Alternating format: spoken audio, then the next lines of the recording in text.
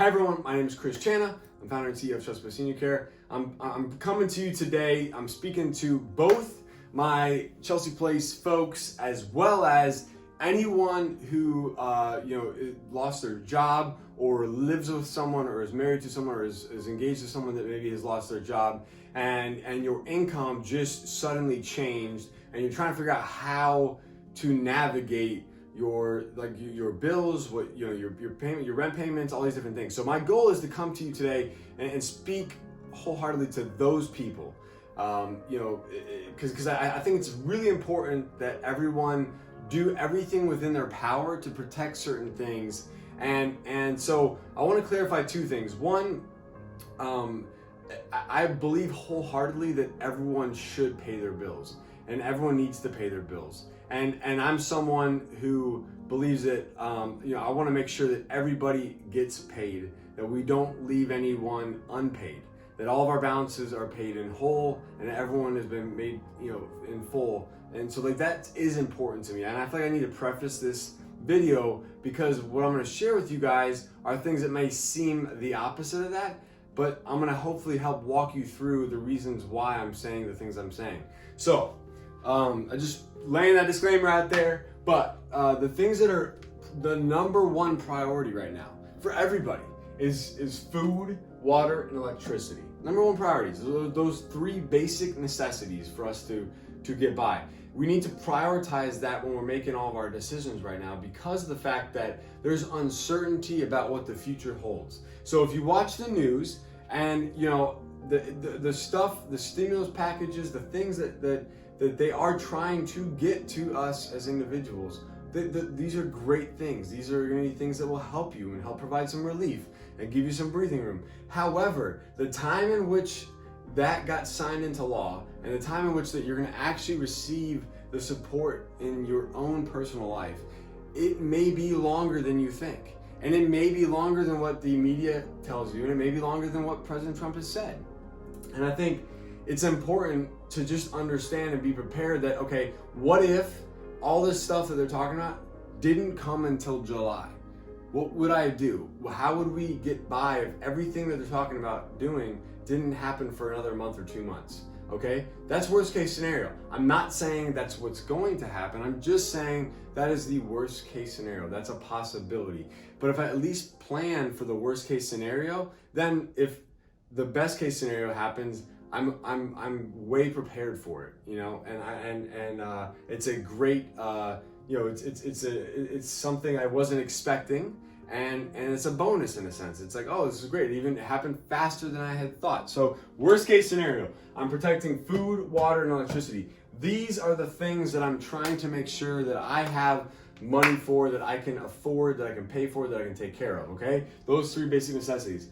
So what I'm trying to do then is I'm trying to temporarily, not permanently, and not that we don't owe these things back, but I'm trying to temporarily defer, pause, or ask for forbearance on certain things, whether it's my rent, whether it's a mortgage, whether it's my auto loans, my utilities, or any other bills that might be difficult for me to pay for right now. And what I'm going to do is I'm going to set up a separate account.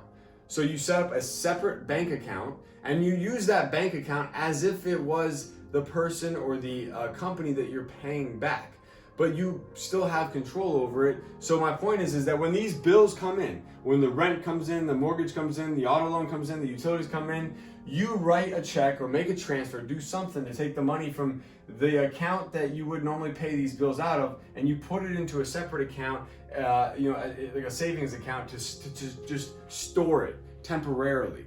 Okay? And the idea behind this is that you're still making sure that your regular checking account, you still feel maybe like you're living paycheck to paycheck or the funds are getting tight because you've put the savings over here so you didn't blow it. You still set it aside for the day that you will have to pay it someday, okay?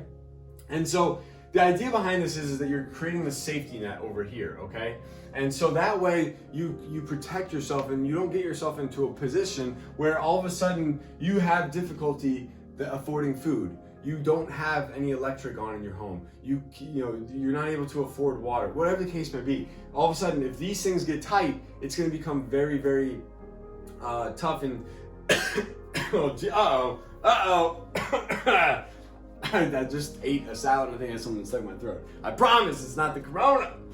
Anyways, I feel like we always have to excuse ourselves now. Anytime someone coughs, sneezes, or whatever, you gotta excuse yourself. But so long story short, the idea behind this is I'm setting these things aside because I want to pay them. I want to make sure I pay my bills, but I'm just setting them aside because if worst case scenario, all of a sudden the bank balances get low to a point where I can't even afford food, then that's when I have this little safety net over here. And I've put this money aside and I can borrow $10 from it for food. I can borrow $100 to go do a grocery shopping trip. I can pull from it a little bit to help me maintain the necessities. And the idea is that I'm doing this so when the stimulus check comes, okay, when the unemployment comes, when whatever happens comes into my life and that income or that relief that I was looking for comes into my life, now I can put that money into this account. I can spend and pay these bills that I had set aside, and then the leftover I can now put back in my regular account. But at least that way you're buying yourself time, because if you pay all these bills now, so you pay everything and you make it current as of today, okay, and it drains your bank account. What happens if the checks that they're supposed to be sending you don't come until the end of April or sometime in May or sometime in June? What happens? If your loved one lost their job, what happens if the unemployment benefits are 5 to 7 weeks behind processing? So like you're in line, but you're like 5 weeks out from even getting your first check. And it might be retroactive to come back to the date you applied, but the processing time might be 5 to 7 weeks out. And all of a sudden you've depleted your funds and now you're sitting in a situation where you're in a crisis moment and you have no more money to purchase the necessities, okay? So therefore, that's why it's so important to take this money you would on these things and put them in a separate bank account as a safety net. Now, you don't do this without talking to these people first. You want to be extremely proactive. You want to be super proactive. You want to go out to your landlord and say, hey, look, my husband lost their job. I lost my job. So what's happened? I mean, and look, everyone's in this. If someone says, well, what happened? Why can't you pay? But just be like, look, if you live on planet Earth, there's been a pandemic event that has crushed the economy, okay? And if you say that to them, I don't know, maybe they're living in a different world. Maybe they're having a completely different experience. I have no idea. But if you live in this world, then most people should be aware of obviously what is going on and the effects that this is going to have on the broad scale of everything. So, long story short, you would go to your landlord and say, hey, Mr. and Mrs. Smith, look, we have full intention to make you whole. And by no means do we not want to pay our bills. We're in a bit of a crunch. My loved one has applied for unemployment. We've proactively applied for whatever stimulus programs that we qualify for. And so therefore, what I would like to do, Mr. and Mrs. Smith, is could I pay you maybe 1/2 of our normal rent payment today, and then as soon as this stimulus check comes in, or this relief we're going to get, we'll make you whole on it. But for today, I'm going to give you 1/2 of the rent payment, or I'm going to give you 1/4, or I'm going to give you a week's worth. Okay, I'm saying just in good faith, I'm going to give it to you now, and I'm going to give you the rest as soon as I get the stimulus. Okay, and so then you take maybe that 1/4 or that 1/2, and you give it to Mr. and Mrs. Smith, and you save the rest. Okay, and you save it for a rainy day, with the intention that you're going to pay that savings back here, to the rent. So that's why you're saving it, okay? If you have a mortgage, you're gonna call your bank up. A lot of the banks now have an online deferment thing. You just go on there. Now, most of the people that have a mortgage with a bank, most of them they may have they might actually have a window online.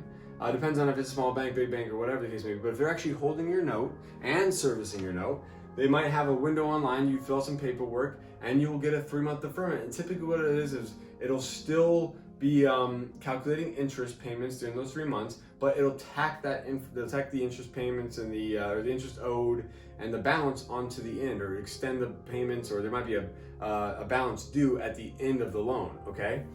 So if you close on your home and stuff like that, it'll be paid back that way. if you are with a servicer, so there's a difference. Your mortgage might be held with a bank or it might be held with a servicer. This is the tough one, because if yours is held with a servicer, you may have called them already and they said, well, look, that's fine, we can do that, but at the end of the 3 months, you're gonna have to pay that back. And so then all of a sudden, that could be daunting, because if that's the case, that could be a really large amount that you may not be able to actually save, up for entirely. Instead of getting into that position, what just came out today is actually that the Fed wrote a letter talking about those specific folks, the servicers.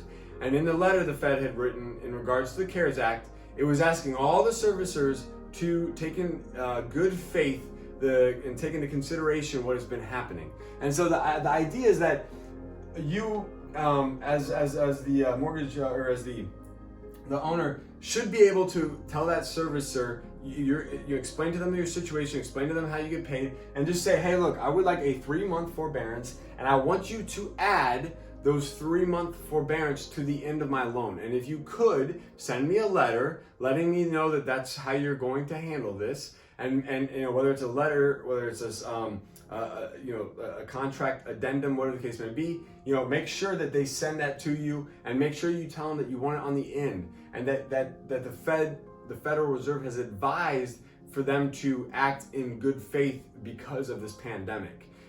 Because there is no specific ruling that says that you get a forbearance and then at the end of that forbearance you owe the entire 3 or 4 months. It's more of the servicers kind of being in a panic right now because of the way the bailout was structured. The servicers are not getting bailed out, and there's a lot of pressure on servicers or loan servicers right now because of the fact that the banks were able to put a 3-month forbearance into place and also have the support of the Federal Reserve, but the servicers were not. And so therefore, if they don't collect those rent payments, they lose their income for their company, and it causes this whole cycle. The same cycle that we're all in, okay? But there's been a panic, so they've been trying to use different tactics to, make sure that, or to prevent people from not paying, their mortgage payments. But the reality is, look, like 50% or like I think 30% to 40% of America is in the process of trying to file for unemployment. We had a massive shock to the system. Like, everyone is in this together. We all are going to take a hit in some way. And so right now, this is about survival. This is about making sure that you guys can put food on your table and that you have the basic necessities to live, okay? So the next thing would be your auto loan. A lot of the auto loans, again, this might depend on whether this auto loan is through one of the major capital banks. So like if you had a Dodge, and there might be Chrysler Capital Financing, or if you had a Ford, there might be Ford Motor Company financing. So if it's through one of those major banks, most of them have set up a simple online form. You fill it out, you get a 3-month deferment, and it's pretty simple. Okay. If you are with like a kind of a shadow bank or a third-party type of bank that might service it different, it might be very similar. They may act in a very similar way to like how the mortgage servicers are going to act. So just be cautious. Just go in there with the intention of saying, hey, this is what I need. I want to pay you. I can't pay you. This is the situation I'm in right now. My intention is to pay you back and make you whole. But in order to do so, I need you to help me with these things. And can you do this, this, and this? Can you defer my payments for 3 months? Can you take that and then add that to the end of the loan period? When it comes to utilities and other bills, so utilities, call up your utility company, whether it's water or FPL, and just find out, how do you guys plan on handling this after we get through this period of time? Are you going to want the entire balance paid in full? Are you going to work out a payment plan? Is there what do you have in place right now, just to give me some reassurance as to whether or not I should pause these, whether or not I need to pause these or not? What kind of flexibility do I have, or what kind of a bind are you going to put me in? Any other bills? Just figure out what can you defer, what can you not defer, and just understand that my goal for this is not to tell you to not pay your bills. It's not for you to not pay your bills, take all this money, and go have a party. No, it's to take all this money that you would normally use for these bills, set that money aside in a for safekeeping in a last minute, last ditch emergency effort that you say we're running out of funds to pay for necessities like food, water, and electricity. Okay, so. And then the other thing just to note is that they suspended evictions and I want to say foreclosures for 45 days in Florida. Okay, so I don't know what exact date that went into law, but just to give you peace of mind that, when you're going through this process or you're negotiating, this bought you a little time, because what you're waiting for and what everyone's waiting for is the relief from the stimulus checks, is potentially the unemployment checks or the unemployment payments or whatever relief you're going to get. That's going to be what's going to then help you get back on track.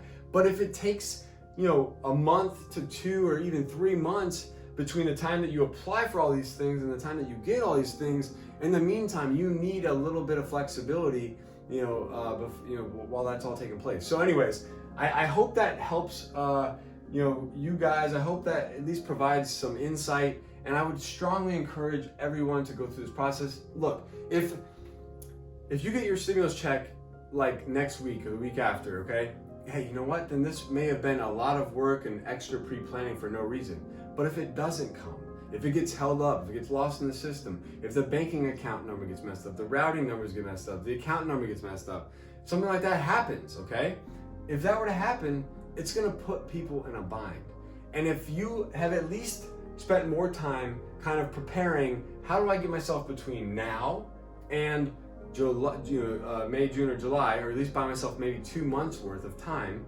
If I can do that now, what you've done is you've bought yourself enough time to get to the other side of this river, to cross the bridge essentially, so that when you get to the other side, there's a stimulus check there waiting for you, and you're able to make good on all these bills that you intended to pay, but just set aside temporarily, so you could afford and maintain the things that were a high priority: food, water, and electricity. So if you're living paycheck to paycheck, if you just recently lost your job, if your loved one just recently lost your job, and you're in a tight spot and you feel like you're in a bind and the financial pressure is mounting, please do these steps, okay? It's very important for you right now to take care of your health, okay, to take care of your family and to be there for them, and make sure that there's food on the table, and that you can get through this time without stressing your loved ones out, your kids out, and everyone else in your family, because this is gonna be a stressful time.